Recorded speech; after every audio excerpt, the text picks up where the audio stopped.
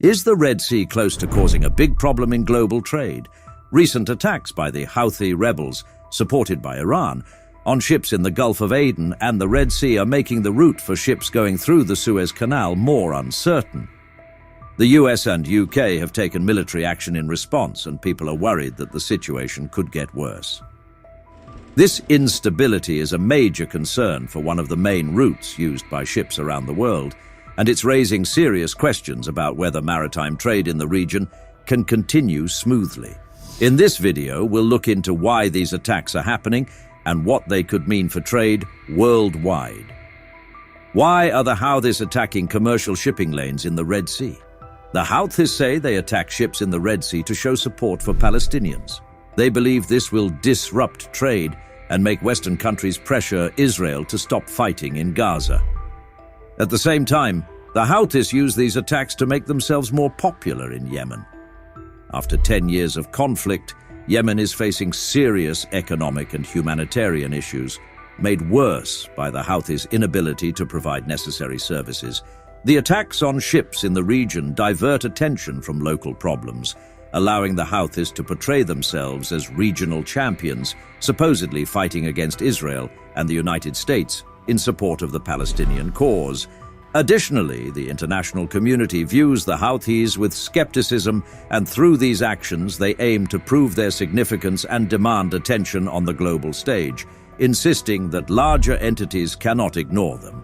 How are shipping companies responding to these challenges? The heightened threat of attacks has prompted shipping companies to reassess their decision to transit the Suez Canal via the Red Sea. Between December 15 and 19, 13 shipping operators declared the suspension of their voyages to and from Israel or their journeys through the Red Sea. Cargo insurance plays a crucial role in deciding whether to risk shipping goods through the Red Sea. People who watch over this insurance stuff notice that the prices for insuring voyages in the Red Sea and Bab al-Mandab have shot up. Before, it used to be 0.6% of the cargo's value, but now it's gone up to 2%. On top of that, there's an extra charge called a war risk premium, making it even more expensive to choose the Suez Canal route. Container ships, especially ones carrying goods in containers, have been rerouted more often. These container ships usually have more valuable stuff on board, making the insurance cost even higher compared to other types of ships like bulk carriers or oil tankers. A big shipping company called Maersk has decided to stop using the Red Sea routes for an unspecified amount of time. They made this choice because of a scary incident that happened on December 14, 2023, involving one of their ships called Maersk Gibraltar. Because of this incident, they temporarily stopped all their ships from going through the Bab al-Mandab Strait. Just 5 days later, because they were worried about safety, Maersk told their ships to go a different way, avoiding the Red Sea and going around the Cape of Good Hope instead. Even though there was a security effort called Operation Prosperity Guardian, OPG, to make the region safer, Maersk still decided to keep sending their ships through the Red Sea to the Suez Canal. Unfortunately, OPG didn't work well enough to stop another attack on December 30th, this time on the Maersk Hangzhou. Because of this, Maersk has smartly decided to change their plan. Now, all their ships that were supposed to go to the Suez Canal will go a different way around the Cape of Good Hope until they figure out what to do next. This shows that Maersk cares a lot about safety and is adjusting to the changing security situation in the Red Sea region. Choosing the route around the Cape of Good Hope instead of through the Suez Canal increases the shipping time between Europe and Asia by a significant 30 to 50%. This not only has immediate economic impacts, but also creates logistical challenges for shipping companies in the medium term. A notable example is Maersk, a major player in the industry, which is being proactive by redirecting its ships well into the future. Take the Maersk Moscow 409E, initially scheduled to sail from the Netherlands to Malaysia starting March 12th.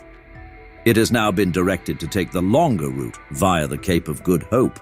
As a result, the expected arrival date in Indonesia is pushed back to April 8, 2024, nearly 17 days longer than the usual travel duration. This change in shipping routes highlights how companies are adjusting to the changing maritime landscape and the extended timelines they now have to deal with. Even though the Red Sea crisis hasn't completely stopped trade in the region, it seems that ships with lower cargo value and a higher risk tolerance still find the trip worthwhile. Current data from marine traffic shows a notable, though reduced, number of cargo vessels and tankers navigating through the Bab al-Mandab Strait into the Red Sea and through the Suez Canal. Major trade routes under stress. The Houthis, supported by Iran, have been involved in at least 34 attacks on ships traveling through water routes leading to the Suez Canal since November.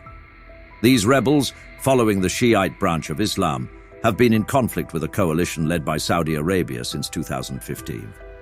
The attacks are driven by their support for the Palestinians, and they have stated that they will continue until the conflict between Israel and Hamas is resolved. In response, both the United States and Britain have taken military action by launching strikes against Houthi targets. Despite these responses, the rebels have persisted in their attacks, continuing hostilities in the region. Mr. Hoffman, who heads the Trade Logistics Division at the UNCTAD based in Geneva, highlighted in a video press conference with UN reporters that the Houthi attacks are occurring during a period when several significant trade routes are already facing challenges. He pointed out that the almost 2-year-long war since Russia's invasion of Ukraine on February 24, 2022, along with other geopolitical tensions, has led to the restructuring of oil and grain trade routes, particularly those passing through the Black Sea. Adding to the difficulties for shipping companies, Mr. Hoffman noted that a severe drought has caused a significant drop in water levels in the Panama Canal. This decline, the most substantial in decades, has resulted in a considerable reduction in the capacity for both the number and size of vessels that can navigate through the canal. This water level issue further complicates global shipping dynamics, highlighting the multiple factors contributing to the current challenges in maritime trade. Mr. Hoffman revealed that the total transits through the Panama Canal in December experienced a significant decline, being 36% lower than the figures from the previous year and a substantial 62% lower compared to 2 years ago. Emphasizing the importance of maritime trade, he highlighted that ships play a crucial role in transporting approximately 80% of the goods involved in global trade. This percentage is even higher for developing countries, further illustrating the widespread impact of the challenges faced by the shipping industry on international commerce. In summary, the Red Sea crisis, marked by ship attacks, poses a significant challenge to global trade. Companies such as Maersk adjusting their routes are making things more costly and complicated. This, combined with other global issues, adds to the complexity.